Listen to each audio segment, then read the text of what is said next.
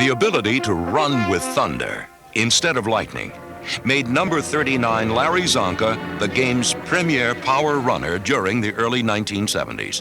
When all else fails and it's obvious that it's going to come down to a direct physical confrontation, I always thought it reflected a higher degree of intelligence to do the inflicting first.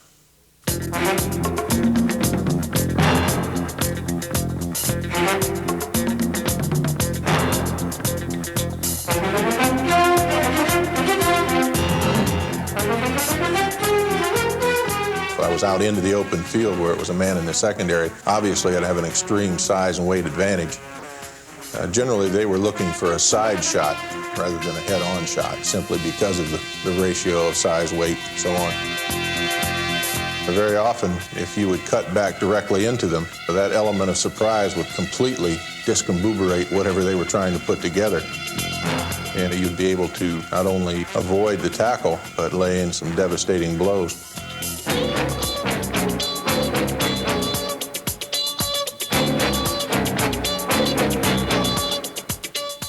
I liked that style. I won't hide that. I preferred to run inside. My playing weight went from 235 in the early 70s to 250 or 255 in the latter part of the 70s because I was running inside. And it was kind of fun to meet head on.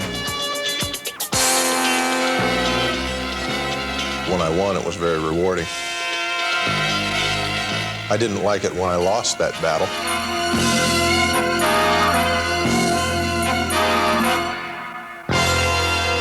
Csonka's lost confrontations were often as breathtaking as the many battles that he won.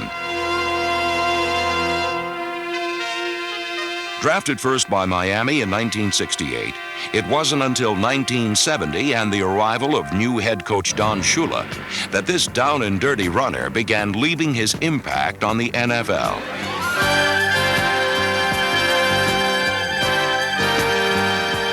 Shula quickly found ways to exploit the Zonk's speed and quickness, both of which were uncommon in a runner so large. And not since the days of Bronco Nagurski had the NFL experienced a runner with such punishing, tackle-breaking power.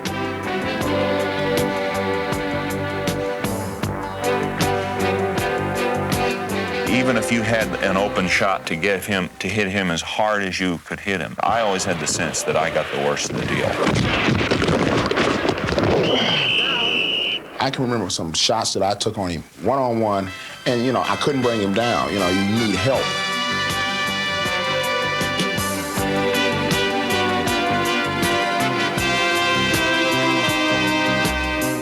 It's like trying to catch a runaway truck on an incline.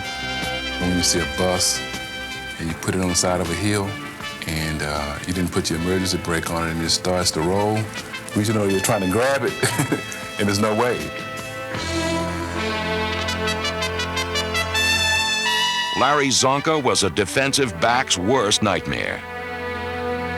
But he was a coach's dream. As a football coach, it's tough to get attached to somebody on a personal basis. But it's tough not to get attached to a guy like Larry Csonka. To know him is to love him. A guy with a great sense of humor, and on game day, one of the toughest football players that I've ever been around. I think Larry had 12 or 13 broken noses over his career, and from week to week, it was you had to guess which side of his face his nose would be lying on.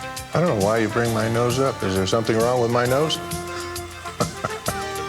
He liked a little bit of blood dripping off his nose. He liked to look down and see himself filthy dirty because he now knows that he's playing the game, he's into it the way that he likes to be. And the bigger the game, the better this guy played. In 1971, Larry Csonka personally carried the Dolphins to victory in the longest game in NFL history. 1 year later, Csonka's unrelenting power propelled the Dolphins to a victory over the Redskins in Super Bowl VII and a perfect 17-0 season. In 1973, Csonka capped off the Dolphins' second straight world championship by earning Most Valuable Player honors for Super Bowl VIII. Throughout his career, Csonka played fullback like a horse plows a field, doggedly, with a high pain threshold, and with great determination. But I took a lot of pride in being a power running back. I think had I not had that little bit of speed and body control or whatever it was, that I would have probably ended up a middle linebacker. I know Dick Butkus, and he kids me about that on occasion. I don't see him too often anymore, but 10 years ago, back before he became a famous movie star, I managed to see him once in a while. It was interesting back then, people called him Csonka. Now people ask me if I'm Butkus. That bothers me. Larry Csonka played pro football the way it was meant to be played from the beginning. But no other runner has powered down this crunch course quite like Walter Payton of the Chicago Bears. Since this country first transformed rugby into football more than 100 years ago, no runner has run as far or punished more defenders than Walter Payton. I enjoy the contact of the game. That's where I was brought up. It's a hitting game, and my position calls for not being hit. When they hit you as hard as they can, and then you pop back up, then they go, oh my God. I tried to kill this guy, and I didn't hurt him. I just might as well, it's going to be like this all day. I just might as well just tackle him and get him down. Just getting Payton down has never been as easy as it sounds.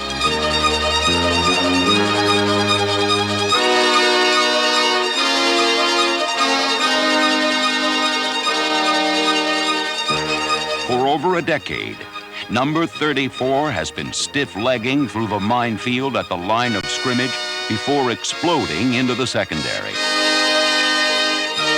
Coaches long ago recognized him as much more than another runner with a nifty stutter step and power.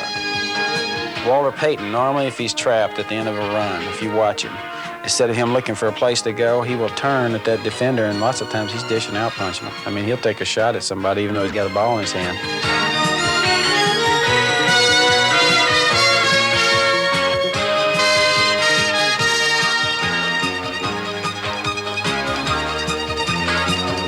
He's one of these guys that says, I'm going to get you before you get me. And that's the way he plays. It's always within the rules. He just is going to get every inch he can. He doesn't like to run out of bounds with the football, and he's going to make the guy tackling him pay the price. And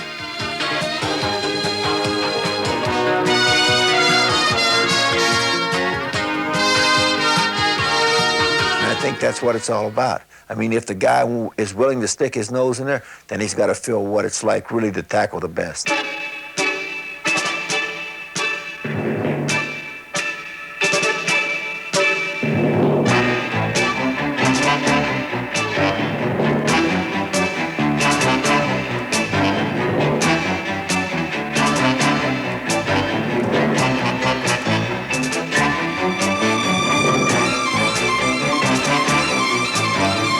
Payton's off-season workouts are so grueling, they take over an hour to complete and more than a day to recover from.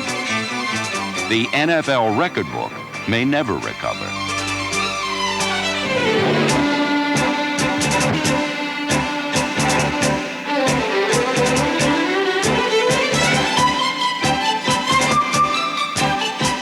He'll fight you, he'll test you, he'll give you his best and see what you've got for an answer. He's the king of hearts.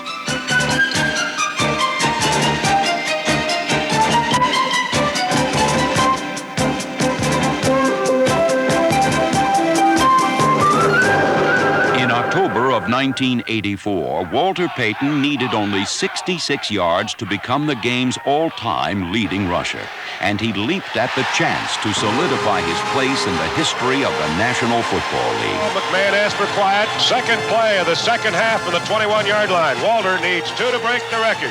High formation, quick pitch to Walter, looking for the record, cuts back, he's got it! He's out of it at 25 to the 26-yard line. Walter Payton becomes the National Football League all-time leading rusher, surpassing Jim Brown.